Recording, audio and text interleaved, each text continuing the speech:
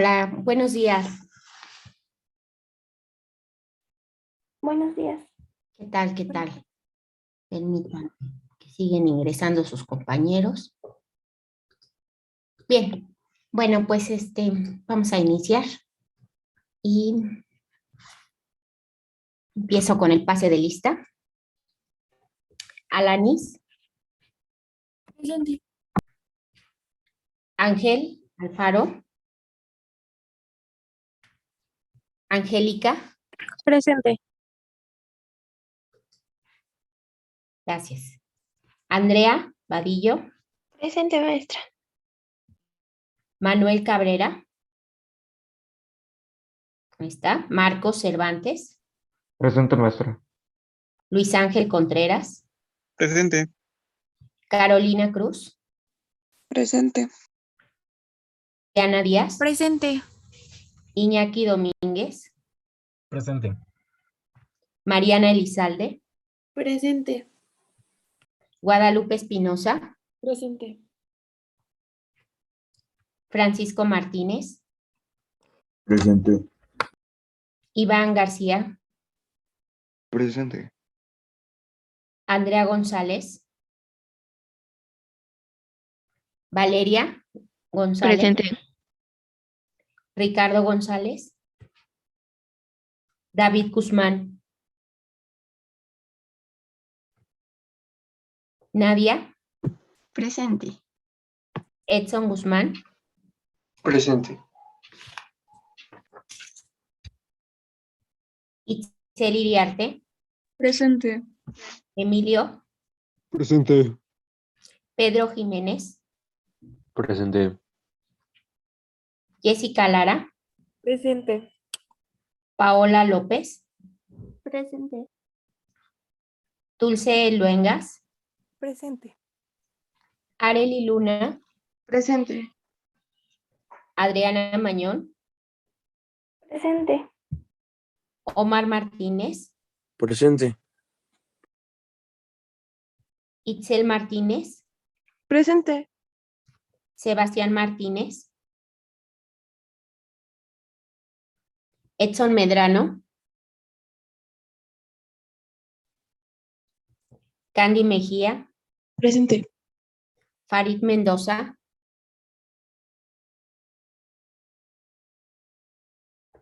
Ian Montaño, Presente.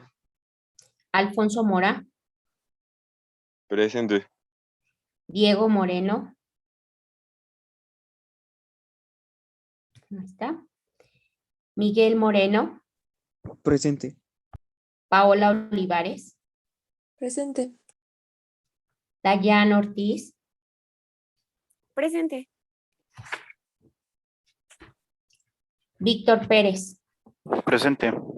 Miriam Pérez, Presente. Ángel Piña, Presente. Jazmín Ramos, Presente. Alan Rangel, Presente. Sandra Sánchez, Omar Sánchez, Presente. Elizabeth Solís, Presente. Mauricio Soria, Presente. Jesús Tenorio,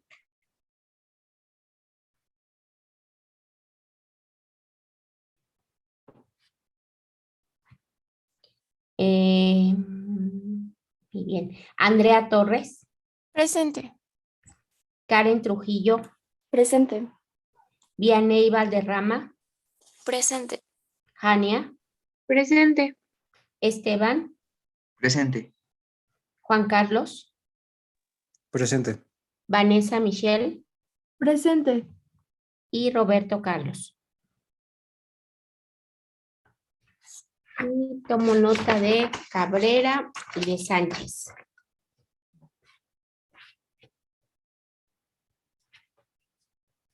Profesora, mi compañero Tenorio Tempa, nos acaba de mandar mensaje de que su computadora se empezó a actualizar. Entonces, ahorita ingresaba a la... Bueno, cuando ingrese, pues seguirá en la clase y que me recuerde, ¿no? Al final, para anotarle su asistencia. Bueno, pues antes de iniciar, quiero comentarles lo siguiente. Tuvimos una reunión ya el martes para ver cómo es la logística para las actividades, dando continuidad a lo que estábamos revisando la última clase, pues todavía estamos en el tema de las proteínas. El tema de las proteínas, bueno, pues que es un poco más largo, digamos, que los otros. Y bueno, ubíquenme, chicos, ya hablábamos nosotros sobre las formas en las cuales se puede modificar la estructura de una proteína. Sí. ¿Sí? Expliqué y vimos un video sobre el proceso de desnaturalización de las proteínas. ¿No lo explicó el video? No. Ok, bueno, entonces, gracias. Entonces, retomando lo último que hayamos visto en relación a algunos de los factores que pueden afectar la estructura de la proteína, es decir, favorecer su desnaturalización, pues como sabemos factores físicos como el calor y la agitación, y por otro lado, bueno, factores químicos como es la adición de sustancias, tales como los metales pesados, los ácidos, las bases. Ese tipo de factores, bueno, pues traen en consecuencia que se rompan, ¿no? Las uniones que mantienen enrollada o con cierta conformación tridimensional a la proteína, y dada esa conformación tridimensional, pues se da la funcionalidad de la misma. Entonces, cuando nosotros por alguna razón intervenimos en esas fuerzas que hacen ese acomodo particular de la proteína, pues lo que hacemos es provocar su desnaturalización, que se pierda, ¿no?, ese arreglo tridimensional característico y que le da su función. Y entonces a este proceso se le conoce como la desnaturalización y por lo tanto la pérdida de la función. Ahora, bueno, pues como mencionaba, entonces hay mecanismos como el calor, ¿no? Cuando nosotros intencionalmente metemos un material a esterilizar, ¿no? Material, por ejemplo, que esté en contacto con fluidos biológicos o con material biológico, y que se utiliza en las personas, bueno, ustedes sabrán, ¿no?, que por ejemplo en los consultorios odontológicos, bueno, pues se utiliza material que obviamente se está reutilizando, y para poder ser posible esta reutilización en otros pacientes, pues se somete a un proceso de esterilización. Y dentro de esta esterilización, pues las proteínas asociadas a los microorganismos que se encuentran presentes en las superficies de estos materiales, pues son inactivadas a través del calor. Por otro lado, bueno, pues el caso, por ejemplo, de la adición de sustancias a las proteínas, que puede ser, digamos, por ejemplo, actividades como la elaboración del yogur, del queso, en donde se cambian las condiciones de pH de la leche, y esto provoca la desnaturalización de la caseína y por lo tanto la formación, por ejemplo, aquí estamos viendo en esta imagen la formación o la producción de yogurt, dado que al desnaturalizarse la proteína de la leche, se hace precipitar la caseína y con esto pues la formación del yogur. Otras maneras de ver la aplicación de esto, de la desnaturalización de las proteínas con una intencionalidad, ¿no?, sabiendo cuál será el resultado de esto, pues es, por ejemplo, en el caso de cuando alguien es expuesto a una, o se quemó, mejor dicho, ¿no?, que se quema, una persona o sufre una quemadura, entonces se utilizan ungüentos que tienen plata, por ejemplo, y estos ungüentos hacen que la presencia de este metal, de un metal pesado como la plata, provoque la coagulación de las proteínas en la zona de la quemadura y con ello la consecuente formación de una capa protectora que impide que a través de la herida se esté perdiendo agua. Y otra manera es, por ejemplo, en el caso de las personas, ¿no? En el caso de los bebés y también incluso personas ya adultas que son susceptibles a la aparición de lagañas. La lagaña, pues no es otra cosa más que un acúmulo de proteína en la zona de los ojos y bueno, pues para favorecer la apertura de estos, ¿no? Se utilizan gotas y estas gotas lo que hacen es justamente intervenir en la formación de la lagaña, es decir, en ese arreglo tridimensional de la proteína y que se pierde esa estructura y con ello, bueno, pues, digamos, logra sanarse esa zona, ¿sí? Se logra la apertura del ojo sin lesionarlo. Entonces vean que la desnaturalización de la proteína, bueno, pues tiene varias funciones, ¿no? Funciones que pueden ser positivas, funciones que pueden ser negativas, todo depende de la situación. En el caso de la agitación mecánica, bueno, pues nosotros hemos visto en casa, por ejemplo, cuando se va a hacer algo capeado, ¿no?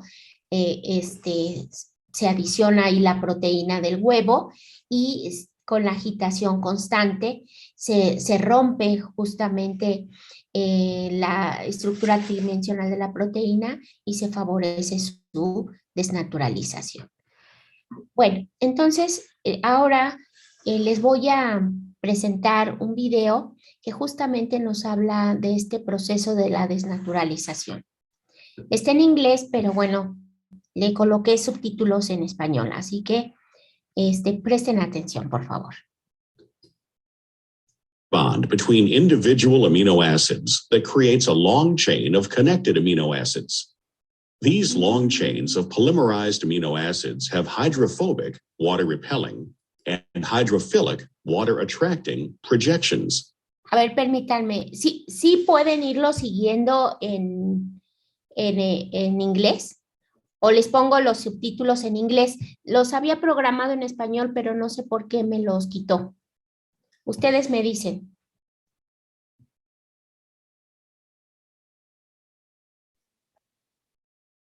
¿En inglés? A ver, bueno, ahí va.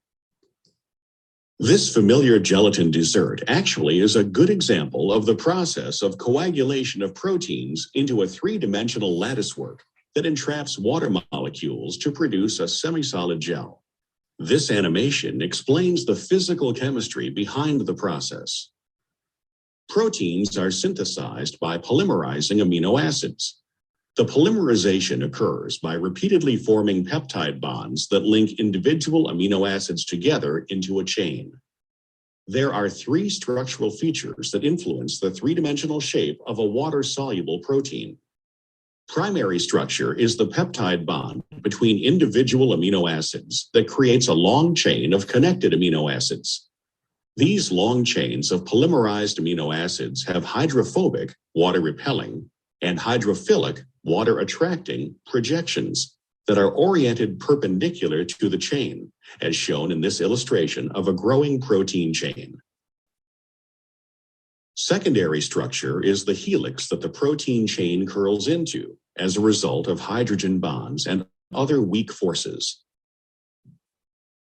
Tertiary structure is created when the protein molecules fold back on themselves outside of the helical segments to put the hydrophobic portions to the interior and the hydrophilic portions to the exterior. Several helical regions can exist in different portions of the molecule.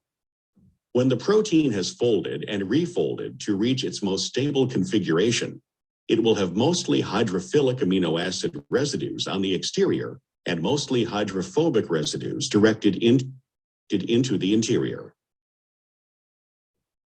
When natural proteins are subjected to physical or chemical treatment, their structure changes and they become unnative or unnatural. We call that process denaturation. In this example, heating the proteins in solution imparts energy to the protein molecules. This added energy is enough to break the relatively weak forces that hold the protein in its refolded and helical tertiary and secondary configurations.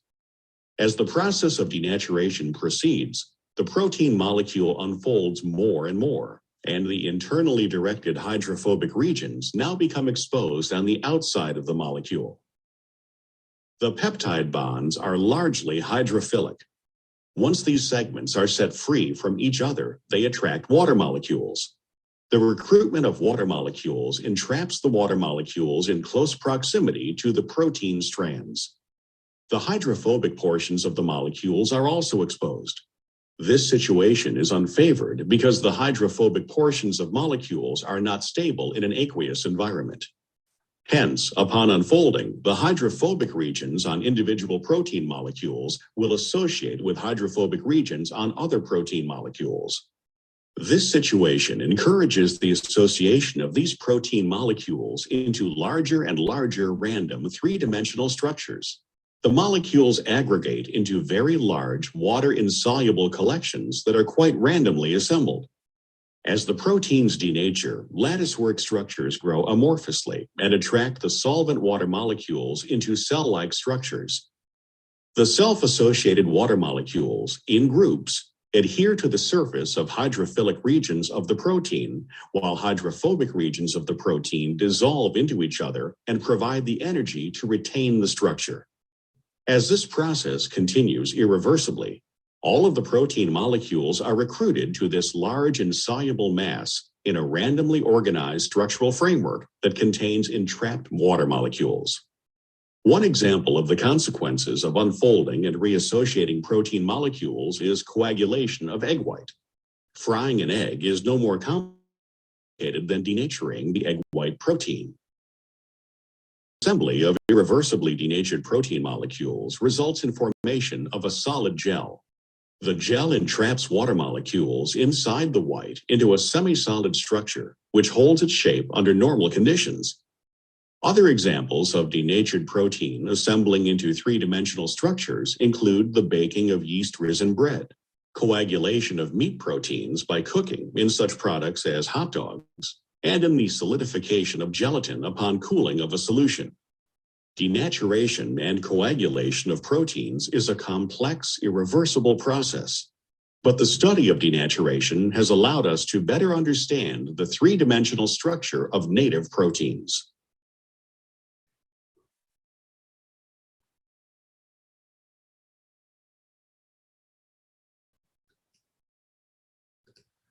Ok, bueno, pues aquí en este video que me parece muy ilustrativo de lo que estamos tratando. Bueno, estamos viendo aquí justamente en este video pues algunas animaciones acerca de cómo se da este proceso, ¿no?, de desnaturalización, y nos van explicando desde el principio cuestiones que ya habíamos hablado, ¿no?, de cómo se ensamblan los aminoácidos, cómo se da la estructura primaria, cómo se da la estructura de tipo secundaria, cómo los grupos hidrofílicos e hidrofóbicos se orientan, ¿no?, en proteína, y bueno, ante la presencia de ciertas sustancias, o el efecto, ¿no?, por ejemplo, en el caso del calor, que provocan pues esa ruptura, esa pérdida de esas interacciones que se van a dar, y que por lo tanto permiten que moléculas de agua puedan intervenir, y al intervenir hacen que esas moléculas impidan que se vuelva a restablecer la estructura tridimensional de la proteína. Entonces, en un proceso, pues, irreversible. Lo que queda, digamos, al final de todo este proceso, bueno, pues es una serie de aminoácidos que se encuentran unidos entre ellos, pero no es otra cosa más que simplemente un conjunto de aminoácidos unidos entre sí, sin ninguna función. Y vaya, la importancia biológica que ya hemos estado mencionando acerca de las proteínas, pues es justamente la funcionalidad de estas. No solo, digamos, son importantes en la alimentación, por supuesto que son importantes, dado que van a ser la fuente de los aminoácidos que nosotros requerimos, ¿no? Para funciones específicas, para la formación, el ensamble de nuevas proteínas. Sin embargo, hay proteínas que ya están establecidas y que necesitamos nosotros, pues, de esa funcionalidad, o los seres vivos en general, ¿no? Los microorganismos requieren ese arreglo tridimensional y, bueno, es lo que los hace funcionales. Sin ellos, bueno, pues entonces simplemente pues se pierde la función y esa función pues puede derivar incluso en la muerte. No sé si alguien quiere hacer alguna pregunta o comentario.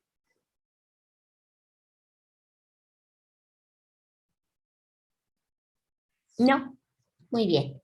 Bueno, entonces vamos a hablar de otro aspecto importante justamente de las proteínas, que es el hecho de que proteínas de origen animal y las proteínas de origen vegetal, bueno, pues tienen sus diferencias, ¿sí?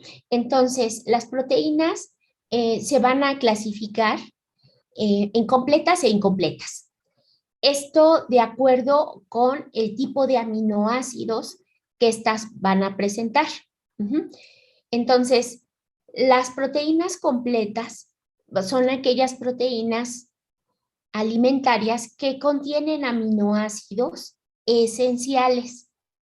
Recuerden que son los aminoácidos esenciales, pues aquellos aminoácidos que se adquieren a través de la dieta. Entonces, una proteína se considera completa porque posee los aminoácidos esenciales, además en concentraciones adecuadas, pues para poder cubrir los requerimientos alimentarios.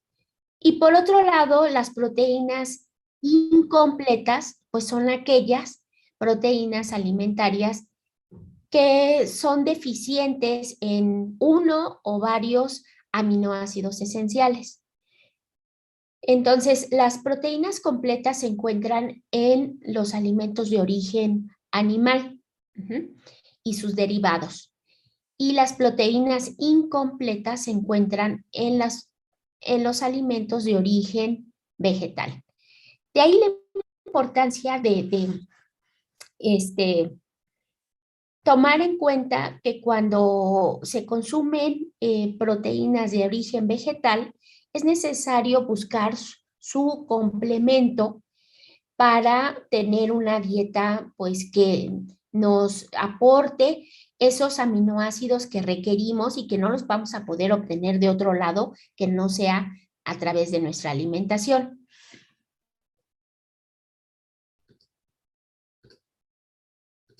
Ay, no sé por qué no me deja avanzar esta cosa. Bueno, entonces vamos a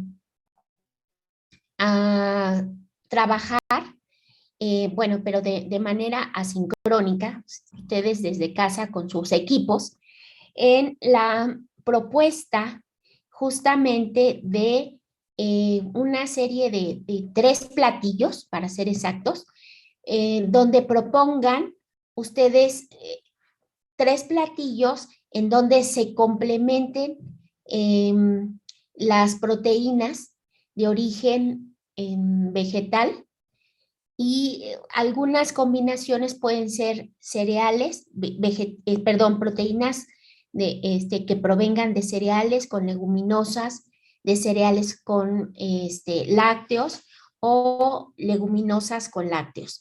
De esta manera se puede complementar la carencia, digamos, de algunos aminoácidos esenciales presentes o mejor dicho, faltantes en las proteínas. Entonces, considerando las combinaciones para complementar las proteínas de origen vegetal, pues tendrán que elaborar una propuesta de 3 platillos. Se van a poner de acuerdo en sus equipos de trabajo, en sus equipos de laboratorio propiamente, y van a elaborar estos 3 platillos y sus conclusiones. La presentación de las propuestas se va a hacer en el foro, en el foro de discusión que se habilitó para tal fin en el aula virtual. Entonces, realmente es una actividad sencilla en la cual ustedes tienen que discutir estos 3 menús, digamos, que en los que qué les aporta cada uno de estos menús que ustedes propongan, y justificando por qué han elegido ellos, qué requerimientos nutricionales están favoreciendo con su propuesta. Y esto lo va a subir un integrante del equipo a el aula virtual en el foro habilitado para ello, de tal manera que ahí los nombres de las personas que participaron en la elaboración de esta actividad, y pues alguna reflexión acerca de ello. Ahora, el equipo 1 hará comentarios al trabajo del equipo 2, el equipo 2 hará comentarios al trabajo del equipo 3 y así sucesivamente, de tal manera que en el último equipo, pues comentará al equipo 1. ¿Hay alguna duda acerca de esto? ¿De la actividad que se propone que realicen? No, profesora. Ok. La fecha límite para la publicación en el foro es el día 21, justamente. El día 21 es la fecha límite. Ya está habilitado el foro, entonces en cuanto ustedes quieran publicar ahí su trabajo, ya está en condiciones de que lo puedan hacer. Esta actividad no la vamos a hacer aquí en clase porque, bueno, todavía nos falta algo que revisar, y por otro lado, bueno, pues es algo que ustedes pueden hacer de manera asincrónica, discutiendo con sus equipos.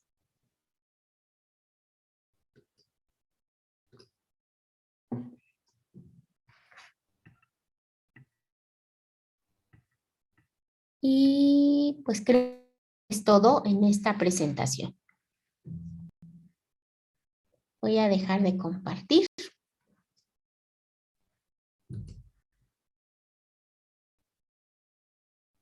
Okay. Y vuelvo a compartir.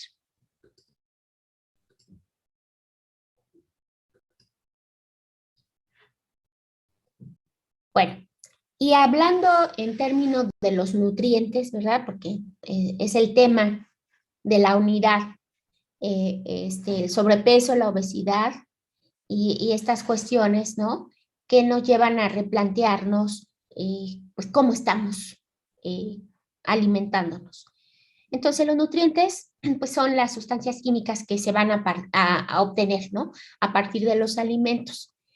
Y que la manera en cómo estos los van a utilizar, pues es para aportar energía, para pues la síntesis de materiales estructurales, Los nutrientes también son agentes reguladores para el crecimiento, el mantenimiento y la reparación de los tejidos.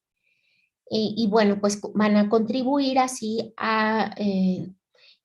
contribuyen pues de manera positiva a contraer enfermedades de algún tipo, ¿no? O relacionadas justamente con la nutrición.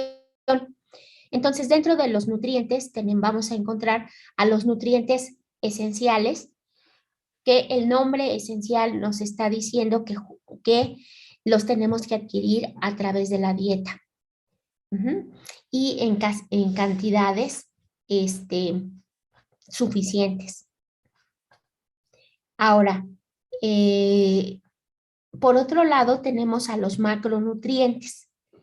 Los macronutrientes son estas sustancias que el cuerpo requiere en grandes cantidades. Pero al hablar de grandes cantidades, quiero hacer énfasis en que al hablar de grandes cantidades no me estoy refiriendo a que comamos kilos de estas sustancias, ¿sí? Sino esta denominación de macronutrientes se deriva justamente de que son sustancias que se consumen en gramos. No sé, 100 gramos de proteína, 20 gramos de carbohidratos, etcétera. Y los micronutrientes son aquellas sustancias que se requieren en pequeñas cantidades, es decir, en términos de miligramos o microgramos. Y este es el caso de las vitaminas y los minerales que nosotros requerimos en cantidades pequeñas, ¿sí? Pero suficientes para que puedan pues tener su función en el organismo.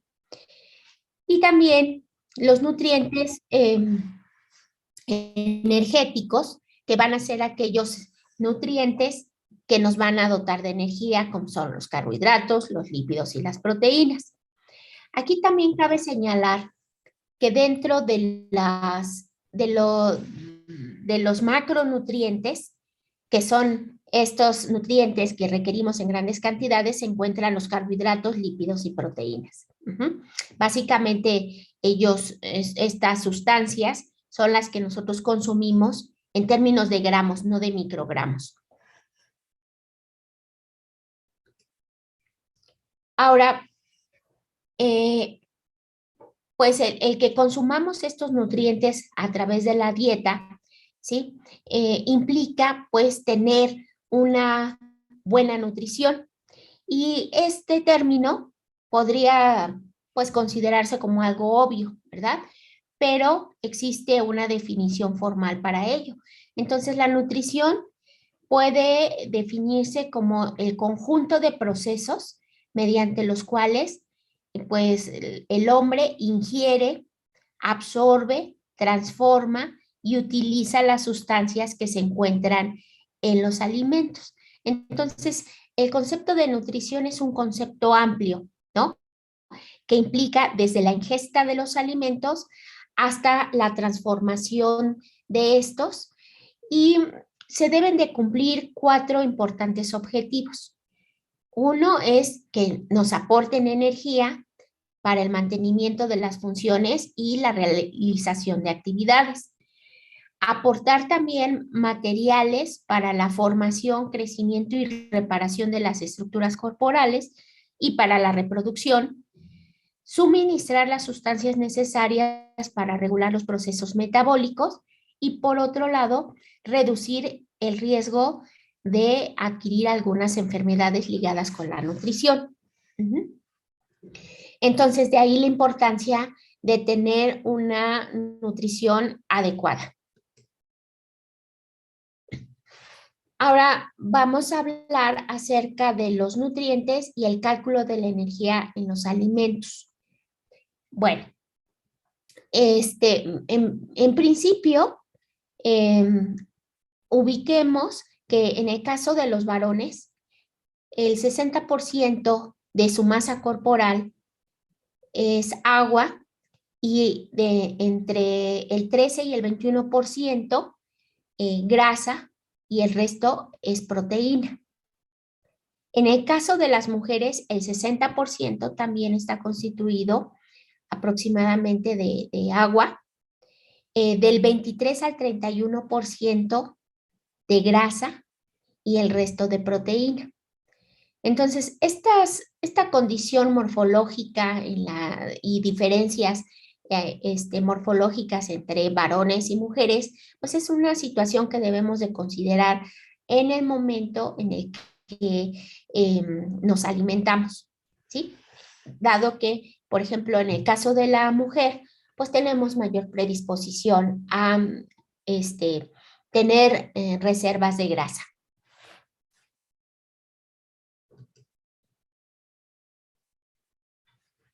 Bueno, entonces, como en esta parte de la unidad vamos a hacer cálculos de la energía que nos aportan los alimentos, entonces, bueno, pues nos ubicaremos en el plano conceptual de lo que es la energía, ¿no? Y desde el punto de vista de la física, pues la energía, pues es capacidad para poder realizar trabajo. Entonces, nosotros como seres vivos necesitamos alimentarnos para poder realizar las actividades desde las funciones vitales hasta otro tipo de actividades, como es el caminar, no sé, correr, el trabajo cotidiano, etcétera. Entonces, necesitamos energía.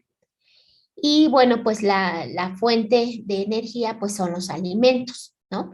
Y estos alimentos nos reabastecen, ¿no? De la energía requerida y de las sustancias que necesitamos para funcionar bien.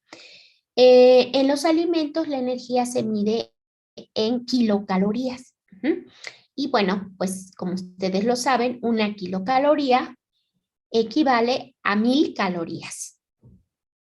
Una caloría es la cantidad de energía calorífica necesaria para elevar la temperatura de 1 kilo de agua en 1 grado Celsius.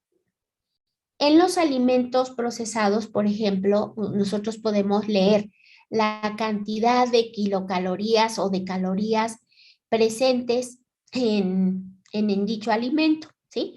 Por norma, todos los alimentos procesados tienen que tener en sus etiquetas justamente la descripción de lo que estamos consumiendo, ¿sí? Cuánto de proteína, cuánto de carbohidratos, cuánto de grasas, y esto en términos de calorías. Ahora, algo que quiero mencionar aquí es que al leer las etiquetas de lo que consumimos, si el contenido energético se está expresando en calorías con C mayúscula, esto quiere decir que es equivalente a 1 kilocaloría. O sea, cada caloría que expresen ahí con C mayúscula equivale a 1 kilocaloría. Entonces, esto lo debemos de tomar en cuenta, ¿sí? Si la palabra caloría está escrita con mayúscula, quiere decir que están hablando en términos de kilocalorías. Por ejemplo, si ahí en un alimento me dice que contiene 20 calorías, pero con C mayúscula, esto quiere decir que tiene 20 kilocalorías. Ojo con ese detalle, para que se tome en cuenta. Ahora, en el Sistema Internacional de Unidades, la energía de los alimentos se expresa en joules, ¿sí? Y recordemos que es un joule. Un joule es la cantidad de energía empleada para mover 1 kilo, ¿sí? Una distancia de 1 metro con una fuerza de 1 newton. Entonces, en algunos alimentos, sobre todo alimentos que vienen que son importados, se utiliza el Sistema Internacional de Unidades para expresar el contenido energético de estos. Entonces, el joule es la medida en términos de los alimentos, ¿sí? Es una medida de la relación trabajo-energía. Y en el caso de las kilocalorías, es una medida de la relación calor-energía. Veamos diferencias, ¿sí? Es importante saber en qué unidades se está expresando los alimentos que nosotros consumimos, ¿no? Como alimentos procesados. Ahora, otro concepto importante del que tenemos que hablar es el concepto de densidad energética. La densidad energética es una medida de la energía que nos aporta un alimento en relación con la cantidad de este. Y las unidades de la densidad energética son kilocalorías por gramo. Entonces, esta densidad energética nos está hablando de cuánta energía por gramo nos está aportando un alimento en términos de kilocalorías. Ahora bien, entonces, hablando de estos macronutrientes que consumimos nosotros, que son los carbohidratos, las grasas y las proteínas, en el caso, por ejemplo, de los carbohidratos, 1 gramo de carbohidrato que yo consumo me aporta 4 kilocalorías. Por lo tanto, la densidad energética de los carbohidratos es 4 kilocalorías por gramo. En el caso de las grasas, 1 gramo de grasa consumida por nosotros nos aporta 9 kilocalorías, por lo que resulta que su densidad energética es 9 kilocalorías por gramo. Y en el caso de las proteínas, 1 gramo de proteína nos aporta 4 kilocalorías, es decir, su densidad energética es de 4 kilocalorías por gramo, igual que en el caso de los carbohidratos. Las grasas, como ustedes podrán ver, prácticamente se duplica, ¿no? La cantidad de energía o de densidad energética que nos aporta 1 gramo de grasa en cualquiera de sus presentaciones, ya sea como aceites, como grasa propiamente, ¿no? Grasa saturada, como triglicéridos, y la cantidad de energía que nos aporta es un poco más del doble que el aporte energético de los carbohidratos y de las proteínas. Por lo tanto, entonces, el valor energético de los nutrimentos lo podemos analizar en esta tablita, ¿no? En términos de carbohidratos, si yo consumo 1 gramo, ¿sí? Su densidad energética es de 4 kilocalorías, no perdamos de vista eso. Y en términos de joules, es de 16.75 kilojoules. En el caso de los lípidos o grasas, que sabemos que dentro de los lípidos están las grasas, pues 1 gramo de lípido o de grasa que consumimos nos aportan 9 kilocalorías y esto equivale a 37.68 kilojoules. En el caso de las proteínas, bueno, es equivalente al de los carbohidratos. Entonces, cuando consumimos 1 gramo de proteína, nos aporta 4 kilocalorías o bien 16.75 kilojoules.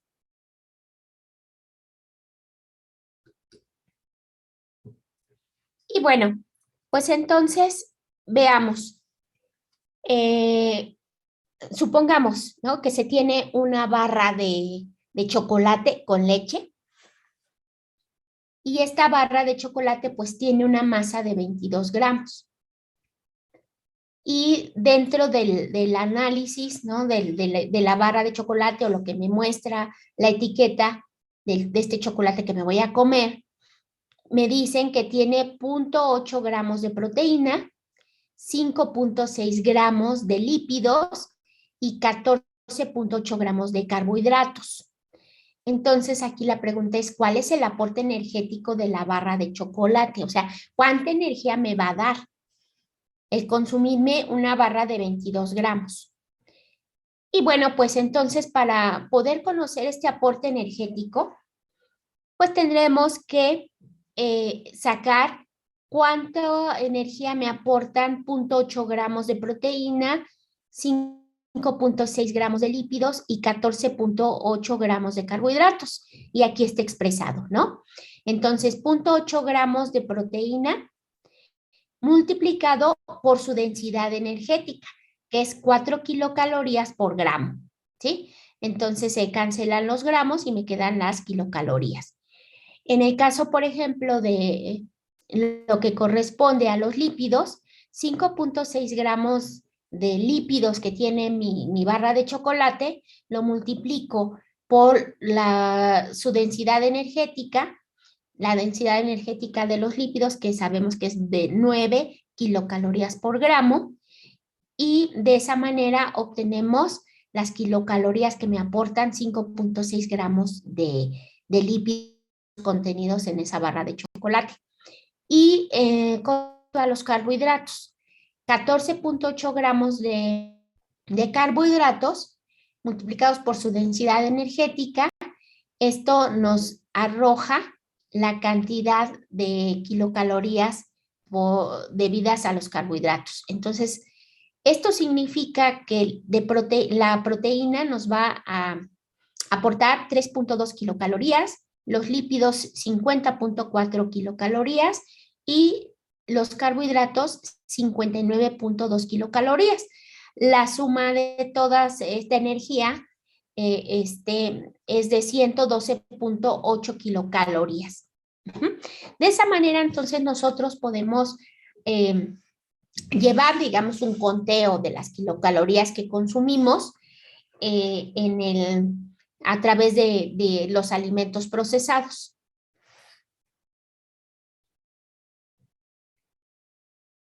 ¿Alguna pregunta hasta aquí? No. ¿No? ¿Vamos bien? ¿No voy muy rápido?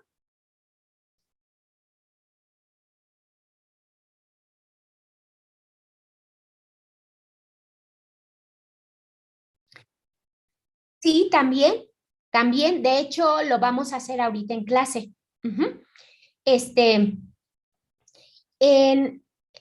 En algunas literaturas especializadas en el área de la nutrición, los nutriólogos pues básicamente se basan en tablas de referencia donde vienen justamente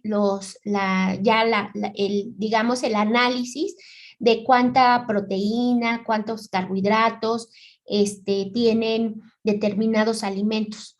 Y con base en ello es que ellos hacen sus cálculos, ¿no? Y cuando acude uno al nutriólogo, nos pueden decir, bueno, una persona de tu edad, de tu condición, etcétera, y con tu actividad física, debe consumir tantas raciones de carbohidratos, bueno, ellos le llaman cereales, tantas de proteína y tantos de grasa, ¿no? Y con base en ello es que se nos hace un plan, digamos, de alimentación para que nosotros podamos, pues, mantenernos en óptimas condiciones, ¿no? Desde el punto de vista de la nutrición.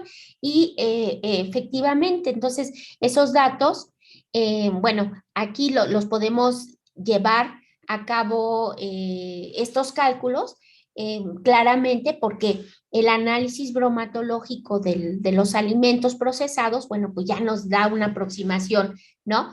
De la cantidad de cada uno de estos macronutrientes que tiene y también de los micro, porque nos habla, por ejemplo, de la cantidad de sodio, de la cantidad de algunos metales, por ejemplo, como el hierro, el zinc, etcétera. Y en el caso de los alimentos comunes, digamos, que no son procesados, alimentos naturales, también existen tablas donde podemos llevar una estimación del conteo de energía. Y justamente es el motivo de esta diapositiva. Entonces, vamos a ver. vamos a realizar cálculos de la densidad energética de diferentes alimentos y aquí pues solo tengo algunos ejemplos, ¿no? Pero entonces aquí es importante que la elección de algún tipo de alimento u otro que nosotros hagamos, pues sabemos que va a estar influenciado por los factores socioculturales, también factores de tipo económico, ¿no? Que vienen en suma a ser pues el estilo de vida que nosotros tenemos, ¿no? O parte del estilo de vida que nosotros llevamos. Entonces, cuando decidimos comer, pues no es frecuente, ¿no? Que hagamos una parada, ¿no? En el tipo de nutrimentos ni en la cantidad de energía que estamos obteniendo o que nos van a aportar. En realidad no lo hacemos de manera tan reflexiva, ¿sí? Y bueno, pues en la norma oficial que se emitió en el 2012 respecto a la manera en cómo nos alimentamos, se establece que la densidad energética pues es un parámetro que se debe de considerar al momento de decidir lo que vamos a consumir, mínimamente, ¿no? La densidad energética. Y bueno, en la norma oficial la densidad energética está definida como la cantidad de energía que contiene un alimento por unidad de peso.